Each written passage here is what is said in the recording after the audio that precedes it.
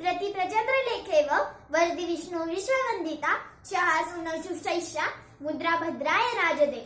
महाराष्ट्राचा जो इतिहास लिहिला तो कोणी एऱ्या गेऱ्याने नव्हे, तर महाराष्ट्राचा इतिहास लिहिला हा हिरव्या पिवळ्या शालीनं, तलवारीच्या खणखणाटीनं, घोड्यांच्या टापानं आणि शाहीच्या तफानं.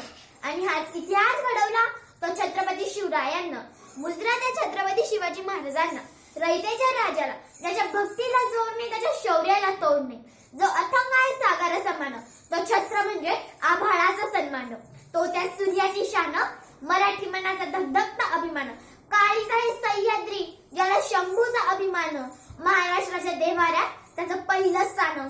असे ते प्रौढ प्रताप पुरंदर क्षत्रिय कुलावतंस सिंहासनाधीश्वर राजाधिराज श्रीमंत श्री श्री श्री छत्रपती शिवाजी महाराज की जय.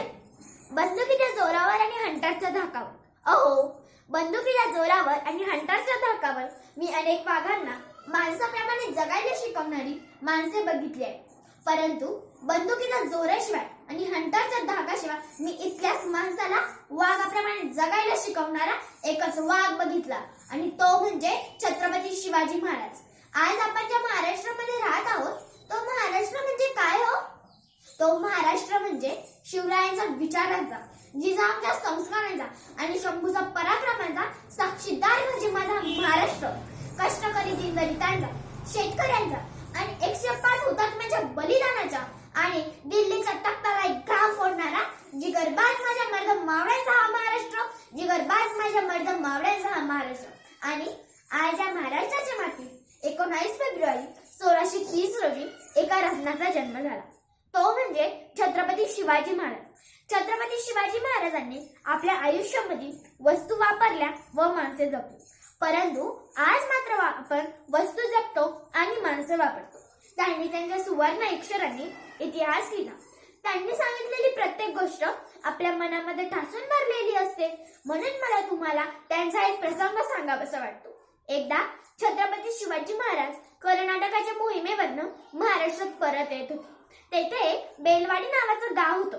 एक छोटासा किल्ला होता. तिथे मल्लम्मा देसाई नावाची एक ठाणेदारी राहत होती. दादाजींना वाटलं जाता जाता हा किल्ला घेऊन जावा, म्हणून त्यांनी थोडं सैन्य गोळा केले आणि ते मल्लम्मावर चाल करून गेले. व मल्लम्मा ही जिद्दीची आणि चिकाटीची, तिने मावळ्यांचा प्रहार केला. दादाजींना वाटले एका बाईच्या हातून मावळ्यांचा पराभव होणे शक्यच नाही, म्हणून त्यांनी अजून थोडं सैन्य गोळा केले आणि ते मल्लम्मावर तुटून पडले. पण आता मल्लम्माचा पराभव झाला. दादाजींनी ठरवले मल्लम्माला कैद करायचं आणि छत्रपती शिवाजी महाराजांसमोर उभं करायचं. मल्लम्माला कैद करत असताना मल्लम्मा आत गेली आणि ती तिच्या तान्या बाळाला घेऊन छत्रपती शिवाजी महाराजांसमोर उभी राहिली. छत्रपती शिवाजी महाराजांसमोर उभी राहिली. तिला वाटलं आता प्रत्येक राजा जसं आपल्या गुन्हेगाराला शिक्षा करतो तसा हाही राजा मला शिक्षा करणार, मला आणि माझ्या बाळाला मारून टाकणार. म्हणून ती छत्रपती शिवाजी महाराजांजवळ गेली आणि नतमस्तक होऊन म्हणाली, राज, मी तुमची गुन्हेगार आहे राजू.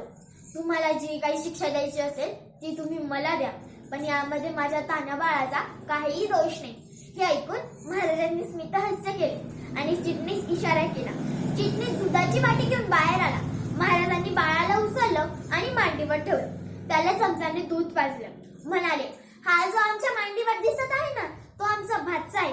अहो, म्हणजे तुम्ही आमचे भगिनी झाला. आणि कोणता भाऊ आपल्या बहिणीचं राज्य भडकावून घेतो? अहो दादाजी, बहिणीचं राज्य घ्यायचं नसतं तर बहिणीला राज्य द्यायचं असतं.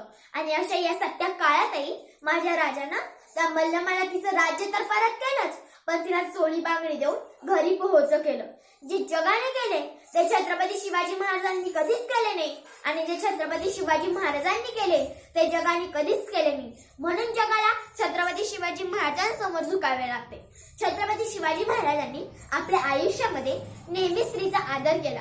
म्हणून आज जी कोणी स्त्री मला ऐकत असेल तिला मला एवढंच सांगायचे वाटते की अगं तलवारीपेक्षा तीक्ष्ण तुझ्या नजरेची धार आहे, की अगं तलवारीपेक्षा तीक्ष्ण तुझ्या नजरेची धार हाय. महाराष्ट्राची वाघीण तू, भवानीचा वार हाय, भवानीचा वार हाय. अगं भगव्याची रक्षणी तू, स्वराज्याची तू लेख हाय. अगं भगव्याची रक्षणी तू, स्वराज्याची तू लेख आहे. दुबळी समजू नको तू स्वतःला, तू जिजाऊची लेख आहे, तू जिजाऊची लेख आहे. आताच अलीकडच्या काळामध्ये इटलीचे पंतप्रधान भारत भरतीसाठी आले होते. त्यांना काही गाईड्सने प्रश्न विचारला, तुम्हाला प्रेमाचं प्रतीक असणारं ताजमहल बघायचं की सोन्याचं प्रतीक असणारं गोल्डन टेम्पल बघायचं? तेव्हा इटलीच्या पंतप्रधानांनी उत्तर दिलं, मला तुमचं प्रेमाचं प्रतीक असणारं ताजमहलही नको आणि सोन्याचं प्रतीक असणारं गोल्डन टेम्पलही नको. मला माझ्या देशात ज्या राजाचा इतिहास शिकवला जातो ना, त्या राजाचा मला रायगड बघायचा आहे. आणि असे म्हणत सगळ्या गाईड्सांना रायगड बघण्यासाठी घेऊन गेले. जगाच्या पाठीवर तुम्ही कोठेही गेला आणि जर तुम्हाला कोणी विचारलं तुम्ही कोठून आलात, तर अभिमानाने सांगा की ज्याने मरणालाही लाजवलं आणि आलेल्या मरणालाही जगायला शिकवलं, अशा छत्रपती शिवाजी आणि छत्रपती संभाजी महाराजांच्या भूमीमधून आम्ही आलेलो आहोत. जाता जाता भूमीमधून आम्ही आलेलो. ज्या मातीत जन्मलो त्या मातीचा रंग सावळा आहे. अहो, ज्या मातीत जन्मलो त्या मातीचा रंग सावळा आहे. छाती ठोकून सांगते की मी शिवबाचा मावळा आहे, मी शिवबाचा मावळा आहे. जाता जाता एवढेच सांगेल की देवाकडे एक फुल मागितलं तर देवाने अख्खी बागच दिली. देवाकडे राहिलं घर मागितलं तर देवाने अख्खा राजवाडाच दिला. देवाकडे प्यायला थोडं पाणी मागितलं तर देवाने पूर्ण समुद्रच दिला. पण जेव्हा देवाकडेच देव मागितला तर देवाने छत्रपती शिवाजी महाराजांसारखा देव माणूस दिला. छत्रपती शिवाजी महाराजांसारखा देव माणूस दिला. जेव्हा नाव त्याचं ऐकलं भले भले खाली बसले. जेव्हा नाव त्याचं ऐकलं भले भले खाली बसले. पण सर्वजण गाळ्यात हसले. नाव त्याचं शिवाजी राजा भोसले. शिवाजी राजा भोसले. जय भवानी, जय शिवाजी.